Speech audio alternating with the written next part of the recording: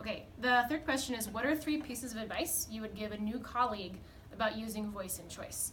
So one of the first things, after looking back at all of these, on paper they're perfect units, and on paper they're going to work, and they're research-based strategies. Real life is different. So real life, we found out, my very first thing, my piece of advice is make them prove it. So I had students that would try and check in, and they would say, oh, I'm done, or I got it turned in, or I'm about halfway. Yeah, I'm about halfway. And they were not even close. So they tried to sneak. They would try to take the path of least resistance, as all humans do, which makes sense, and we have 8th graders, so it's even more so.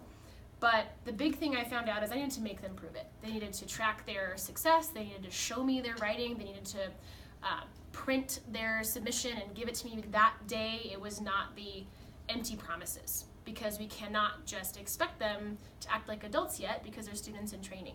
So that was my big thing. I had to figure out, I had to make them prove their progress to me every moment of every day.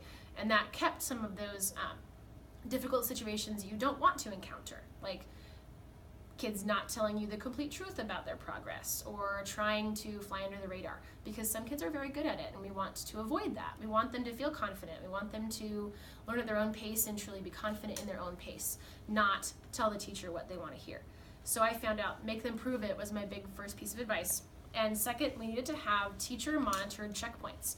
People say in PBL, deadlines, what do they do? Do we have them? How do they work? This is insane. But we have to have deadlines. Life has deadlines. And so we had teacher monitored checkpoints. And a checkpoint could be a quiz. You have to master those 3 skills by a Thursday. It could be an announced deadline. It could be, you're halfway through class. Please look at your first goal and give yourself an assessment. And reminders to help students prioritize and learn. So at this point, some students might decide they're going to move on to their second goal. What might someone do now if they're unfinished? I found that it was more learning coaching than academic coaching, but those were the biggest pieces. We had to monitor the checkpoints for them so they knew and could measure their successes.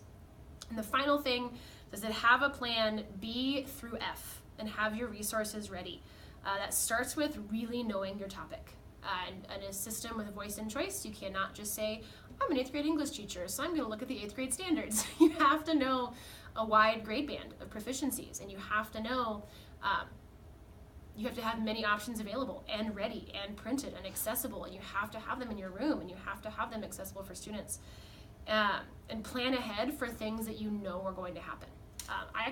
We printed out the poetry unit that we did because we know students are going to have trouble with choice.